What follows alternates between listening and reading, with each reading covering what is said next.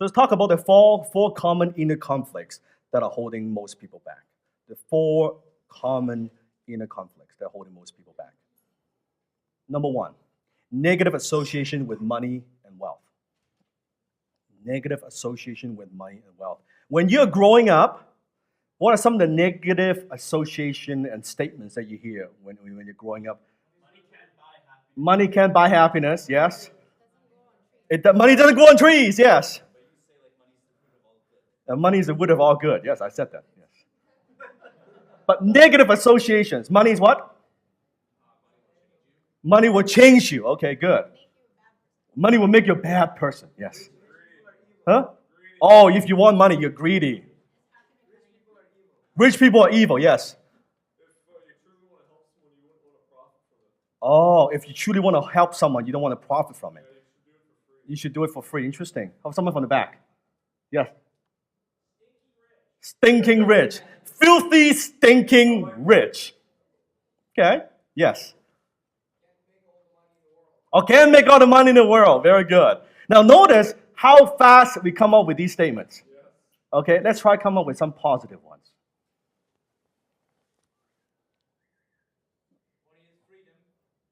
Money is freedom, yeah. Money can buy you choices, yes. Lack of money is the root of all evil, yes. Yes. Money helps you to help others. Think about it. If you have, subconsciously, if you have a negative association with money and wealth, what are the chances of you getting some money? Slim to none. And even if you do get it accidentally, are you going to be able to keep it? No, because you don't want to be a bad person. You don't want to be a bad person. Because if I make a lot of money, I'm greedy, I'm selfish, I'm not helping others, I am bad, I'm whatever. Yes, Chris? I just want to say that based on what I've seen, is that money is kind of like a reflection of one's ability to help others. That's why the market pays you. Yes, it's like, Chris, you just said the same. If you want to truly help others, you wouldn't want to profit from it. Is that a belief system, yes or no? Yeah, so if you love helping other people, you love what you do, you shouldn't make money from it, yes? That's one belief system, yes? Yeah, the best way to help the poor is not to become one of them. But I just want to focus on that one statement. If you love what you do, you want to help others, you shouldn't make money from it, yes? Is that one belief system? Okay, let's take a different look at it, different perspective. Here's my belief. You don't have to buy my belief. I believe you should love what you do so much, it's the only way you'll make money from it. Just a little shift. Just a little shift. Very similar statement. So negative association with money and wealth, and most of the time these negative associations are coming from where? Society, parents, and where? Tell me. Experiences, yes. Friends, school. Let me ask you a question. Are most of these beliefs and statements coming from the 5% or the 95%? There's your answer. They are the 95%, and this is the belief system. If you want to become the 5%, you want to do everything that you could. Do the opposite. You cannot afford to have these negative associations. And there are many ways, like money doesn't buy happiness. Money is not that important. When I hear from people say, oh, Dan, money is not that important, right? Most of the time, it is a defensive statement. No, it's a stupid statement, but it's also a defensive statement. Most of the time, people say that it usually means they don't have any, or they don't know how to get some.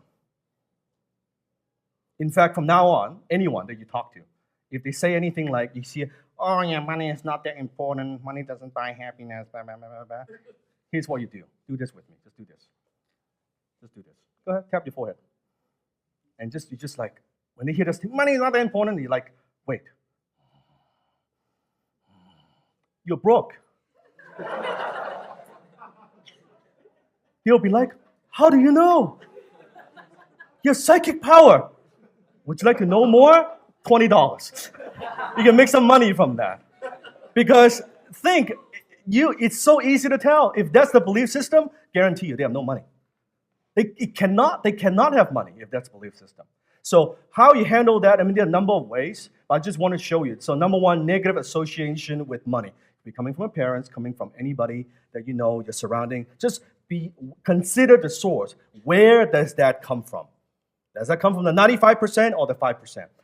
So here's some of the top 10 money-limiting beliefs from my good friend Joe Vitale. Money is the root of all evil.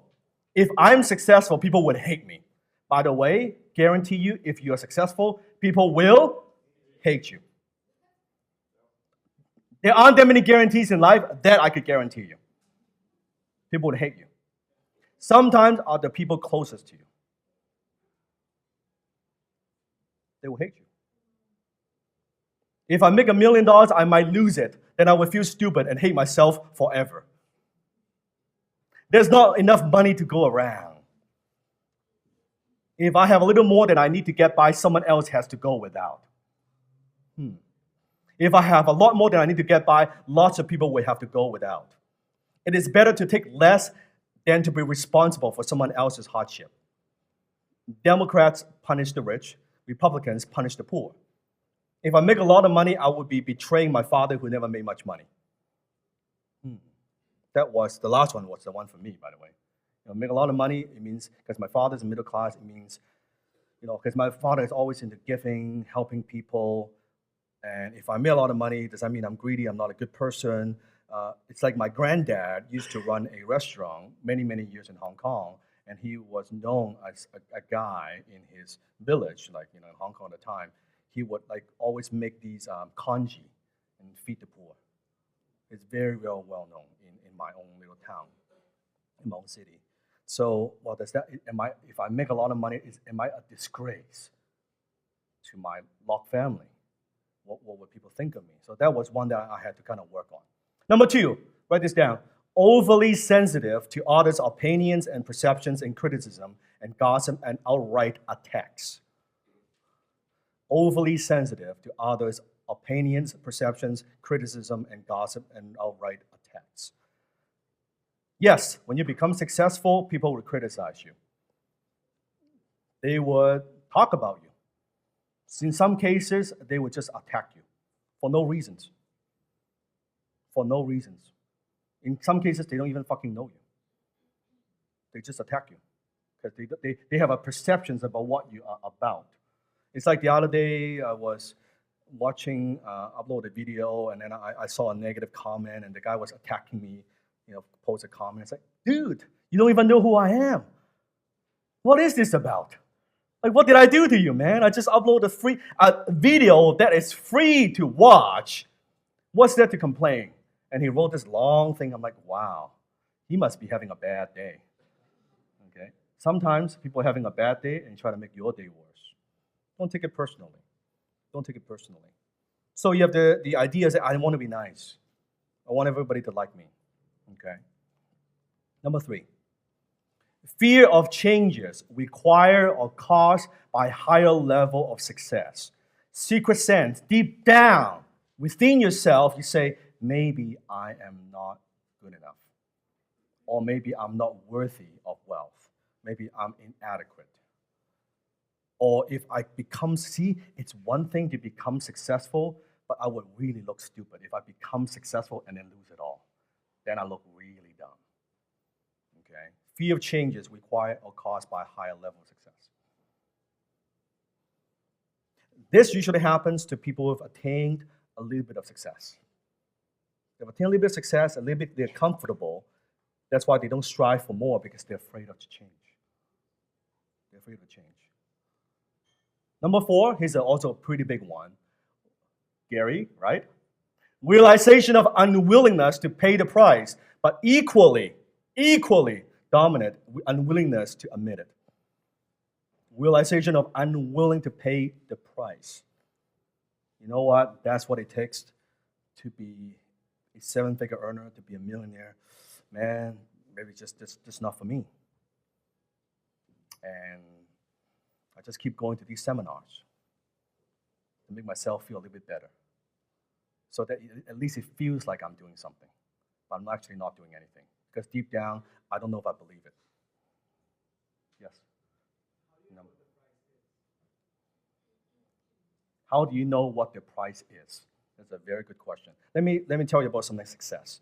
Success has a price, and it's a price that you prepay in advance.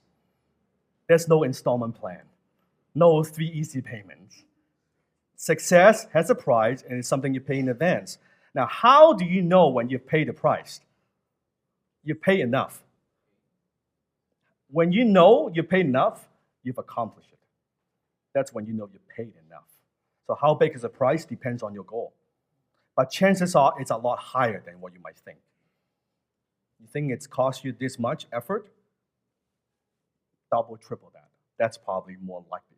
Because people underestimate how tough it is to build a company, how tough it is to succeed, how tough it is to succeed in the business. More difficult today than ever. So out of the 4, I want you to take, let's say, 3 minutes. How long? Just discuss among your table which one kind of resonate with you. It's like, yeah, damn, I have one of those, or damn, I have all 4 of those. Okay, 3 minutes, go.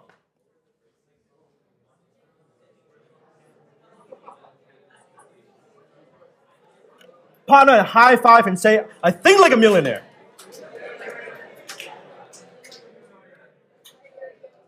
So can I have 2 people go to the mic and share what have you garnered out of the discussion? What does it mean for you? Hassan, one more? Yes. Go. Always introduce yourself. My name is? My name is Hassan Mohadli. Everybody say, hi, Hassan. Hi, Hassan. Well, something I noticed why these negative beliefs come, like rich people are all crooks, rich people are crooks, they don't do stuff, anything for society, they all like, what is it? They all achieve their money by like using dirty tactics. Yeah. But it makes me believe one thing. They're the only people that give so much to society. Mm-hmm. Like, they help educate people, like what you're doing right now, these seminars, workshops, books. And another topic I wanted to talk about, all these like negative thoughts they have towards successful people, it's all like jealousy and hate that's embedded within them, and they're just taking out the anger on you. It's something you talked about actually last year. Mm-hmm. Mm-hmm. And that's all. Round of applause.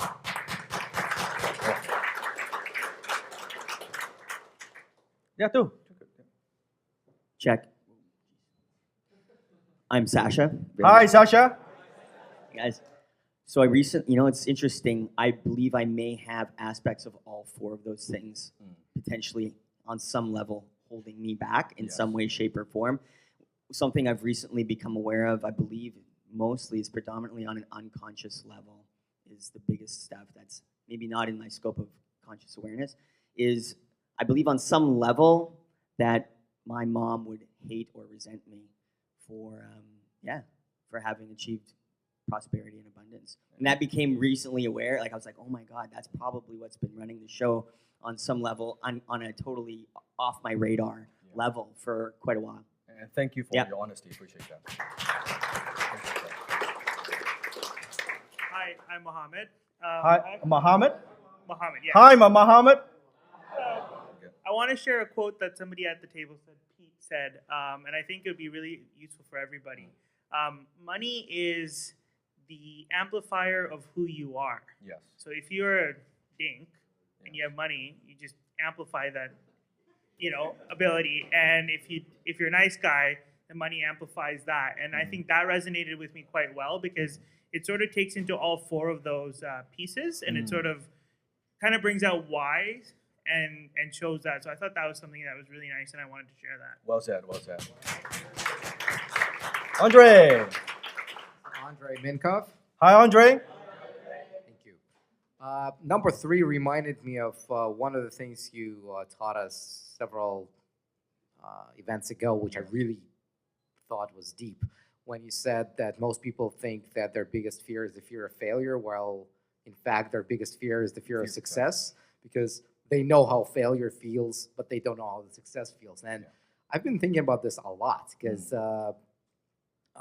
basically, when I'm looking at the way I'm growing, and it's been a fascinating journey for me, but really, when I go back to that idea, I'm thinking, could I have been going faster if I, knew where I was going? And the answer is probably yes. So I really like that. So thank you. Thank you. For me, for myself personally, number 3 was the biggest one for me, because as I have all these goals I wanted to achieve, and I would have these self-limiting beliefs just because I'm an immigrant. I didn't know anybody. I speak with an accent. I'm too young. Just imagine, in my 20s, people say I'm too young. I'm now 34. People still say I'm too young. Okay. Then when I'm 44, people say I am too. Yes. Then when the fuck is a good time? There's no in between.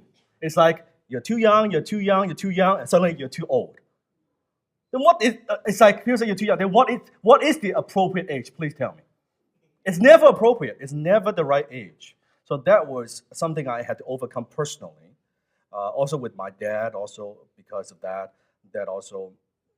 But good thing is I had my dad, and then my mom. My mom is always very, very supportive. I would tell her I want to do these things and do these great things and some of the craziest, outrageous goals I have. And she always tells me, yes, if you think you can do it, go do it. Do it. Show me. And I'll go do it, and then I come back, yeah, I did it. And then go do some more. Go do some more. So I'm fortunate to have a mom that's very, very supportive. And also, of course, different mentors that I have. I remember a quote that from my mentor. He said, Dan, as a coach, as a mentor of you, what I do is I make you do stuff that you don't want to do so you can be who you want to be. I make you do stuff that you don't want to do so you can be who you say you want to be. And so he constantly pushed me and challenged me. Understand that these 4 inner conflicts that you have, it's a little bit like there's a great book by Jim Newman called Release Your Brakes. Release Your Brakes by Jim Newman. It's a classic kind of book. And Jim talks about concept where most people, they operate in this. It's a metaphor that you're driving, we're working hard, we're pushing, we're setting goals, and we're just pushing on that accelerator, and somehow it's not going fast as we want because we don't know subconsciously we have this emergency brake on. That we try push, but we have an emergency brake on. And once you realize what that is, it could be one of these 4. When you release your brake, you go what? Bam, you go forward very, very fast. So realize, being aware of some of these things holding you back. Low six-figure earners can operate with relatively high levels of unresolved. What's the word? Unresolved. Inner conflicts about money and wealth. Millionaires have no margin, absolutely no margin for such weakness. Because if you do, you won't keep the money. You won't keep the money. I mean, there are 3 things about money you need to know, just 3. Make it, how to keep it, and how to multiply it. How to make it, how to keep it, and how to multiply it. Most people can't even get to level 1. They don't even know how to fucking make it. Level 1. And Earl knows, once you make it, it's a whole other game to keep it. Okay, someone's lost tens of millions of dollars, right? One thing to make it, one thing to keep it, is a whole different thing to multiply it. You're making it through your business. You keep it through your behavior, your savings, your investing, and then multiply, of course, through investing. Most people don't even get to this piece. They don't even know how to make it, and then keep it, and then multiply it. No margin for such weakness. So one of the experiences I recommend in Vancouver is the Millionaire Mind Intensive. How many have heard of it? Yeah, I recommend. Many years ago, when Harvecker was teaching it through Peak Potentials and so his company, I took that and actually paid for it. Nowadays, you can actually go for free, like 3-day, and you can go through the experience, and they have all these different processes that they take you through to learn about, to get rid of some of these conflicts. So I recommend those. You can, and I'm not affiliated with them, but you can check them out. Millionaire Mind Intensive, based in Vancouver, which is lucky you can take those trainings. It's now for free. I used to pay like a couple grand for it.